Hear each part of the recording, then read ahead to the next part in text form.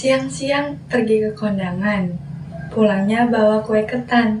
Sebelum masuk ke inti bahasan, mari saling berkenalan. Selamat pagi Ibu dan teman-teman semua. Perkenalkan, nama saya Jenny Lestari Simbolon dari kelas B dengan NPM F0E0240118, Prodi D3 Laboratorium Sains. Hari ini saya akan mempresentasikan mengenai sel dengan dosen pengajar Ibu Dika Zaskia MPD dalam tugas presentasi ilmiah. Sel, unit dasar penyusun makhluk hidup. Teori sel. Menurut Matthias Jacob Seyleden, ahli tumbuhan botanis 1838, semua makhluk hidup tersusun atas sel. Setiap sel mempunyai struktur dan fungsi. Di samping itu, sel merupakan unit dasar herediter. Menurut Theodor Schwann, ahli hewan zoologis 1839, dan Rudolf Virchow 1858 mengemukakan teori biogenesis, yaitu bahwa sel berasal dari sel yang hidup sebelumnya, atau lebih dikenal dengan jargonnya, yaitu omnis cellula e cellula. Macam-macam sel. Yang pertama, sel eukariotik. Sel eukariotik adalah sel yang memiliki membran inti. Sel ini ditemukan pada hampir semua makhluk hidup, termasuk tumbuhan, hewan, dan manusia. Sel eukariotik memiliki membran inti yang melindungi DNA dan berbagai jenis organel yang dikelilingi oleh membran. Yang kedua, sel prokariotik. Sel prokariotik adalah sel yang tidak memiliki membran inti.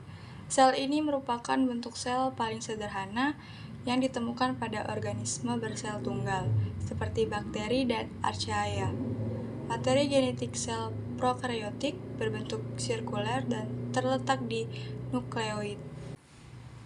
Ciri sel prokariotik.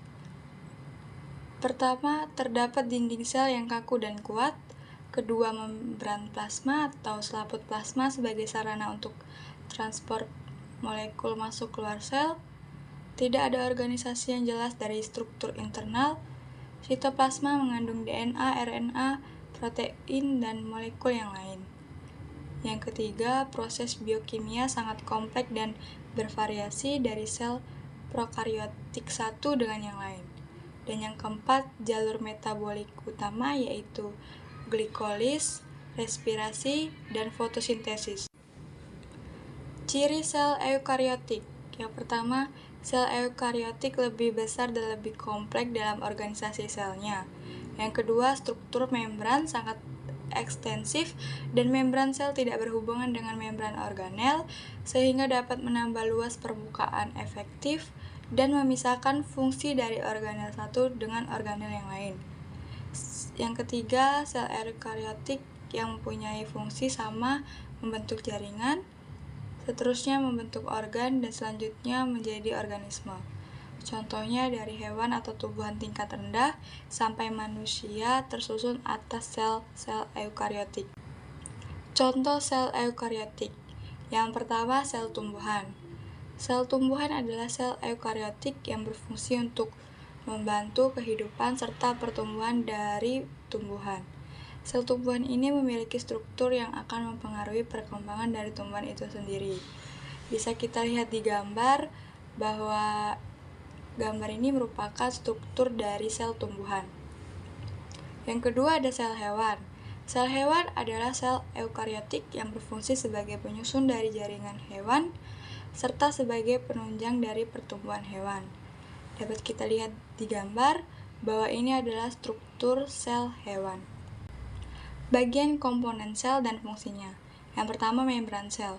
Membran sel merupakan batas antara lingkungan luar dengan bagian dalam sel.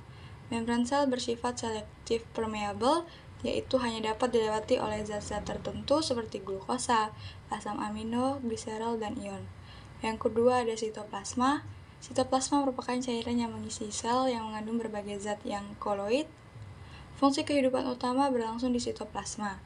Di dalam sitoplasma terdapat organel-organel yang melayang-layang dan cairan kental. Koloid sitoplasma bukan merupakan cairan yang homogen, melainkan cairan yang heterogen. Yang ketiga, inti sel atau nukleus. Di dalam inti sel terdapat nukleolus dan benang kromosom. Kromosom merupakan pembawa sifat menurun yang di dalamnya terdapat DNA atau RNA. Inti sel diselubungi membran luar dan dalam yang terdiri atas nukleoplasma dan kromosom. Nukleus berfungsi sebagai pusat pengatur kegiatan sel. Yang keempat, retikulum endoplasma. Retikulum endoplasma yaitu struktur benang-benang yang bermuara di inti sel. Retikulum endoplasma memiliki dua jenis, yaitu retikulum endoplasma granuler atau kasar dan retikulum endoplasma agranuler atau halus. Retikulum endoplasma berfungsi menyusun dan menyalurkan zat-zat ke dalam sel atau sebagai alat transportasi zat-zat dalam sel. Fungsi retikulum endoplasma kasar adalah mengumpulkan protein dari dan ke membran sel, sedangkan fungsi retikulum endoplasma halus adalah untuk mensintesis lipid, glikogen atau gula otot, kolesterol, dan gliserida. Yang kelima, ribosom. Ribosom berbentuk butiran-butiran bulat yang melekat sepanjang retikulum endoplasma. Ada pula yang soliter atau hidup sendiri terpisah, yang bebas di sitoplasma. Ribosom berfungsi sebagai tempat untuk sintesis protein. Yang keenam, ada sitoskeleton. Sitoskeleton itu adalah rangka sel yang berbentuk benang-benang halus atau filamen-filamen protein dan menyebar di sitosol. Sitoskeleton juga berfungsi untuk mengatur pergerakan yang ada di dalam sel dan mempertahankan organel-organel sel untuk tetap tinggal di tempatnya masing-masing. Sitoskeleton terbagi menjadi 3 jenis, yaitu mikrofilamen, filamen intermediate, dan mikrotubulus. Lapisan yang paling tipis yaitu mikrofilamen, dan letaknya di pinggir sel. Filamen intermediate tersebar di sitosol, dan fungsinya untuk mempertahankan bentuk sel. Mikrotubulus menjadi lapisan yang paling tebal dan tersusun dari protein tubulus. Fungsinya untuk menggerakkan organel, pembentuk silia, dan flagel. Yang ketujuh, plastida. Plastida merupakan badan bermembran rangkap yang mengandung membran tertentu. Plastida mengandung pigmen hijau atau klorofil disebut kloroplas, sedangkan yang berisi amilum disebut amiloplas. Plastida hanya terdapat pada sel tumbuhan. Ada 3 jenis plastida, yaitu leukoplas, kloroplas, dan kromoplas. Leukoplas adalah plastida berwarna putih yang berfungsi sebagai penyimpan makanan dan terdiri dari amiloplas untuk menyimpan amilum, eleoplas untuk menyimpan lemak atau minyak, dan proteoplas untuk menyimpan protein. Kloroplas yaitu plastida yang memiliki pigmen warna hijau. Kromoplas yaitu plastida yang mengandung pigmen seperti xanthofil warna kuning, vicocyanin warna biru, vicoxanthin warna coklat, dan vicoerythrin berwarna merah. Yang kedelapan, badan mikro.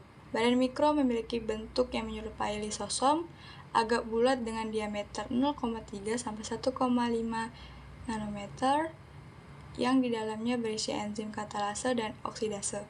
Terdapat 2 jenis badan mikro, yaitu peroksisom dan glioksisom.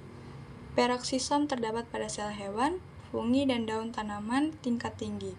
Fungsi peroksisom yaitu membantu dalam penyerapan cahaya dan respirasi, melindungi sel dari H2O2, dan berperan dalam perubahan lemak menjadi karbohidrat.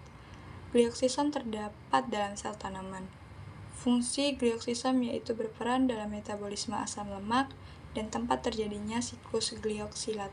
Sekian video presentasi yang saya dapat sampaikan hari ini. Terima kasih.